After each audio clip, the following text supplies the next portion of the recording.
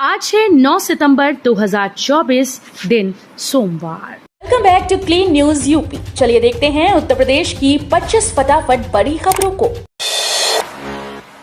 UP सरकार ने पशुपालकों के लिए जारी की स्कीम। अब भैंस का मात्र 187 रुपए में होगा बीमा।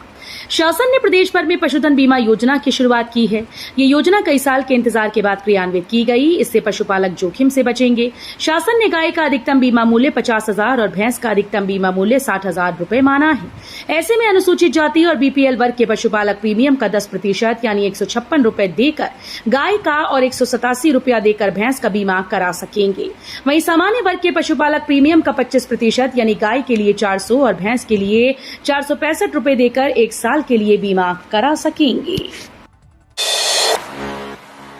यूपी में एक्सप्रेसवे के किनारे सोलर प्लांट लगाने पर मिलेगी सस्ती जमीन, सरकार देगी रियायत। उत्तर प्रदेश में एक्सप्रेसवे के किनारे सोलर पार्क विकसित करने का काम सबसे पहले बुंदेलखंड एक्सप्रेसवे से होगा। इसके लिए सरकार निवेशकों को सस्ती दर पर जमीन लीज पर उपलब्ध कराने पर सहमत हो गई है। यहां 50-50 मेगावाट के हिसाब से सौर ऊर्जा उत्पादन होगा। इससे संबंधित प्रस्ताव औद्योगिक विकास विभाग ने तैयार कर लिया है। इसे इसी महीने कैबिनेट की बैठक से पास कराया जाएगा। यूपी के बिजली उपभोक्ताओं के लिए गुड न्यूज। मौजूदा कनेक्शंस पर मुफ्त लगेंगे प्रीपेड मीटर। बिजली उपभोक्ताओं के लिए गुड न्यूज है। पूर्वांचल विद्युत वितरण निगम ने बिजली उपभोक्ताओं को बड़ी राहत दी है। वर्तमान कनेक्शन पर स्मार्ट मीटर निःशुल्क लगाया जाएगा, जबकि नए कनेक्शन के लिए आवेदन करने पर मीटर का मूल्य वसूला जाएगा। वहीं बिजली दर पर 2% की छूट भी दी जाएगी। यदि उपभोक्ता 1,000 रुपए का मीटर रिचार्ज कराएंगे तो उन्हें 1,020 रुपए का बैलेंस मिलेगा। यूपी के 755 सरकारी स्कूल में सुरक्षा के लिए बनेगी बाउंड्री। योगी सरकार ने जारी किए 115 करोड़। यूपी के 755 स्कूल में 4 दीवारी के लिए बजट जारी हो गया है। शासन ने कुल 230.89 करोड़ रुपए का बजट मंजूर किया, जिसमें पहली किस्त के रूप में 115.44 करोड़ जारी किए गए। माध्यमिक शिक्षा निदेशक महेंद्र देव ने प्रोजेक्ट अलंकार के तहत 30 अगस्त को बजट जारी किया। प्रतापगढ़ के 37, हरदोई के 35, लखीमपुर खीरी के 30 और रायबरेली के 30 स्कूल शामिल हैं। बीएचयू में स्नातक में प्रवेश के लिए आज सोमवार से स्पॉट काउंसलिंग। काशी हिंदू विश्वविद्यालय में स्नातक में प्रवेश के लिए 9 सितंबर यानी आज सोमवार से स्पॉट काउंसलिंग की प्रक्रिया शुरू होगी। 11 सितंबर तक पंजीकरण होगा। वहीं 12 से 14 सितंबर तक अभ्यर्थियों की ऑफलाइन काउंसलिंग। विश्वविद्यालय प्रशासन की ओर से वेबसाइट पर सूची जारी कर दी गई। बीएचयू में स्नातक की 8,894 सीटें हैं।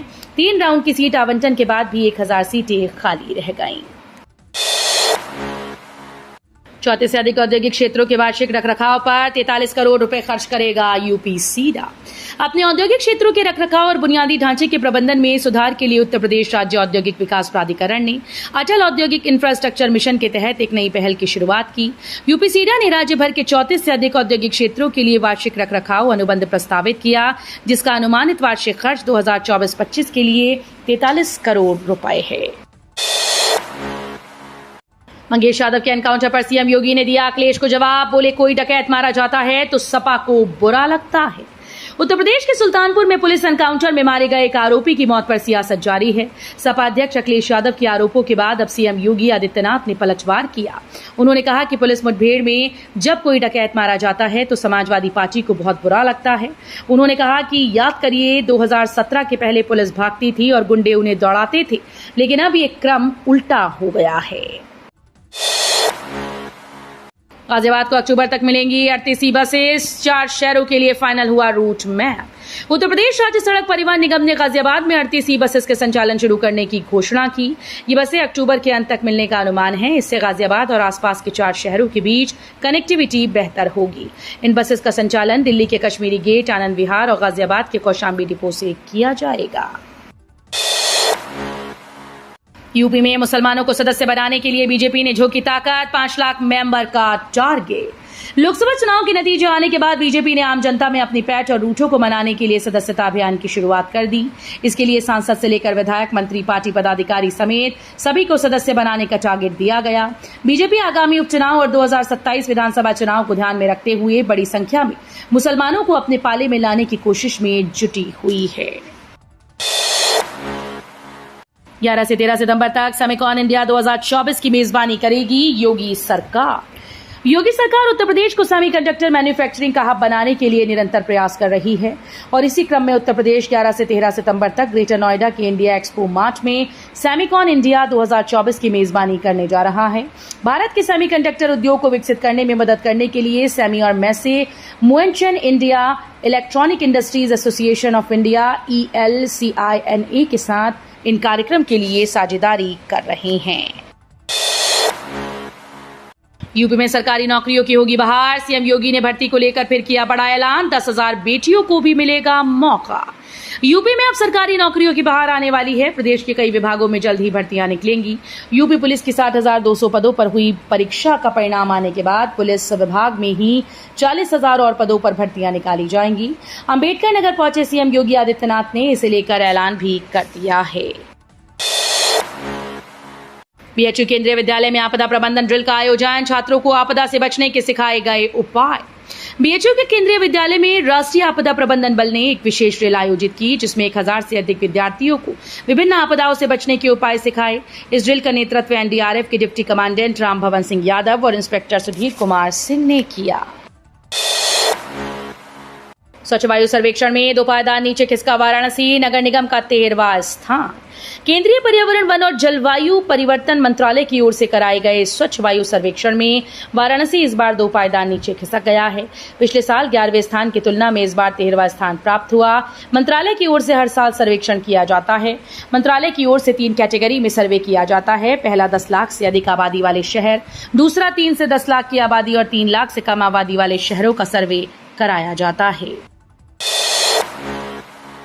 नगर निगम के 5 कार्मिकों का सम्मान। वायु प्रदूषण रोकने को किया उत्कृष्ट कार्य। वायु प्रदूषण रोकने की बात की जाए तो वायु प्रदूषण दिवस पर नगर निगम के 5 कार्मिकों को सम्मानित किया गया।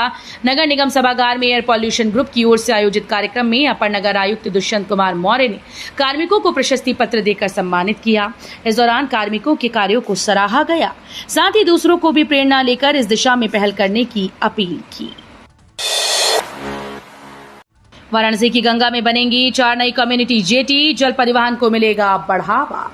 प्रयागराज से हल्दिया तक गंगा में जल परिवहन को सुविधायुक्त बनाने के लिए 4 नई कम्युनिटी जेटी का निर्माण होगा। इनका निर्माण बनारस में सामने घाट, गाजीपुर में डूंगरपुर व बलिया में सराय कोटा और कंसपुर गांव में किया जाएगा। भारतीय अंतर्देशीय जलमार्ग प्राधिकरण ने 4 स्टील युक्त जेटी के लिए टेंडर कर दिया है। करीब 22 करोड़ की लागत से 15 जेटी पहले ही बन चुकी हैं। इसमें 10 पर सुविधाएं विकसित की जा रही हैं। इनमें मुख्य है बैठने की व्यवस्था, छाया प्रकाश, पेयजल आदि। 9 साल बाद लागू हुए थे नए सर्कल रेट। अब फिर से होगा बदलाव। विभाग ने 13 सितंबर तक मांगी आपत्तियां। कानपुर में करीब 9 साल बाद 2 सितंबर को जारी हुए सर्कल रेट अब दोबारा से जारी किए जाएंगे। फ्लैट, आवासीय और कृषि जमीनों के सर्कल रेट में बदलाव हो सकता है। दरअसल फ्लैट और उनकी जमीन की दरों को अलग अलग करने की वजह से लोगों को दिक्कतें आ रही थी। इसके पहले दोनों दरें एक थी। इस तरह की और भी परेशानियों को देखते हुए रजिस्ट्री विभाग की ओर से शहरी और ग्रामीण क्षेत्रों के लोगों से 13 सितंबर तक आपत्तियां मांगी गई। डेंगू अब तक 6 लोगों में मार चुका है डंक। अब संभलने की जरूरत। उत्तर प्रदेश के फिरोजाबाद में सितंबर की शुरुआत के साथ ही डेंगू के मामले तेजी से बढ़ने लगे। प्राइवेट हॉस्पिटल्स में डेंगू का इलाज कराने वाले मरीजों की संख्या अधिक है, मगर सरकारी रिकॉर्ड के अनुसार इस सीजन में डेंगू 6 लोगों को अपना डंक मार चुका है। अब संभलने की जरूरत है। सबसे खास बात यह है कि स्वास्थ्य विभाग एक भी डेंगू का मरीज नहीं खोज सका है। बदला है मौसम का मिजाज। यूपी में 10 सितंबर से झमाझम बारिश की भविष्यवाणी। यूपी में मौसम ने करवट ली है, जिसकी वजह से यूपी के कई हिस्सों में बारिश का सिलसिला शुरू हो गया। राजधानी लखनऊ की बात करें तो यहां कुछ जगहों पर खूब बारिश हुई। यहां एक समय पर जहां इंदिरा नगर क्षेत्र में बारिश हो रही थी तो वहीं हजरतगंज में धूप खिली थी। लखनऊ के साथ ही कई अन्य जिलों में भी 10 सितंबर से बारिश का दायरा बढ़ने की भविष्यवाणी की है। भारत में भी मंकीपॉक्स की एंट्री। विदेश से लौटे शख्स में मिले लक्षण। भारत में मंकीपॉक्स का एक मामला सामने आया। दरअसल हाल ही में एक युवा शख्स की एमपॉक्स के संक्रमण के संदिग्ध मामले के रूप में शिनाख्त की गई। मरीज को आइसोलेशन के लिए स्पेसिफाइड अस्पताल में रखा गया। फिलहाल उसकी हालत स्थिर है। एमपॉक्स की उपस्थिति की पुष्टि करने के लिए रोगी के सैंपल का टेस्ट किया जा रहा है। कवासिलय 60 कोच की होगी बनारस आगरा वंदे भारत। बनारस से आगरा के लिए प्रस्तावित वंदे भारत 8 रेक की होगी। दोनों ओर से एक ही रेक का संचालन होगा, यानी जो रेक आगरा कैंट से चलेगी वही वाराणसी की ओर से वापस आएगी। ये वंदे भारत 2.0 का रेक होगा।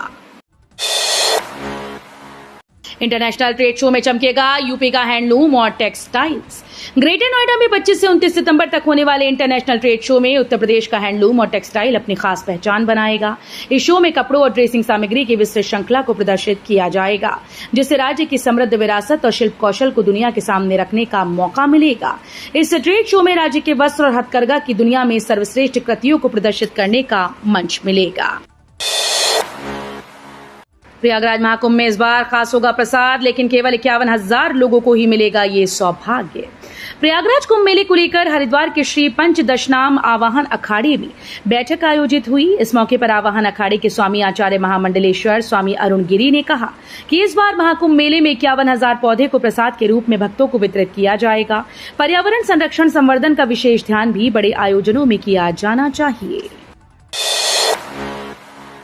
एडीएम एसडीएम ने डिफेंस कॉरिडोर के लिए देखी जमीन, किसान बोले हमरी खुशियां न छीनो सा। कानपुर में घाटमपुर में 60 डिफेंस कॉरिडोर के विस्तार के लिए दौलतपुर, गोपालपुर व मोहीपुर के ग्रामीणों की जमीन अधिग्रहित करने का विरोध थम नहीं रहा। इसको देखते हुए एडीएम रिंकी जायसवाल नरवल के एसडीएम ऋषभ वर्मा के साथ अधिग्रहित की जाने वाली भूमि के अलावा बराईगढ़ नहल पुल के पास की जमीन देखी। इसके बाद गोपालपुर गांव जाकर अधिग्रहित जमीन से प्रभावित किसानों से मिली। नगर निगम को मिला धनीपुर मंडी की सफाई का जिम्मा, बनेंगी 20 नई दुकानें, टीन शेड, चबूतरा, शौचालय। गंदगी का दर्द झेल रहे धनीपुर अनाज मंडी की सफाई का जिम्मा अब नगर निगम को मिल गया है। इसके साथ ही मंडी में 20 नई दुकानों का निर्माण होगा। 4 पार्कों का सुंदरीकरण किया जाएगा। मंडी में किसानों के बैठने की व्यवस्था की जाएगी। मंडी को साफ सुथरा बनाने के लिए मंडी प्रशासन ने इसका जिम्मा नगर निगम को दे दिया है। राजा महेंद्र प्रताप सिंह राज्य विश्वविद्यालय। उत्तर प्रदेश के अलीगढ़ में स्थित राजा महेंद्र प्रताप सिंह राज्य विश्वविद्यालय आरएमपीएसयू ने बीएससी फॉरेस्ट्री द्वितीय वर्ष की परीक्षाओं का कार्यक्रम घोषित कर दिया। परीक्षा 12 सितंबर से शुरू होगी। 5वें और 6ठे सेमेस्टर की परीक्षा 2 पाली में होगी। जानकारी देते हुए राजा महेंद्र प्रताप सिंह राज्य विश्वविद्यालय के कुलसचिव अजय कृष्ण यादव ने बताया कि सत्र 2022-23 बीएससी फॉरेस्ट्री द्वितीय वर्ष के 5वें सेमेस्टर की परीक्षा 12 सितंबर को सुबह 10 बजे से दोपहर 12 बजे तक होगी। तो ये थी आज की 25 फटाफट बड़ी खबरें। अगर आपको न्यूज पसंद आई हो तो वीडियो को लाइक और शेयर जरूर करें। धन्यवाद।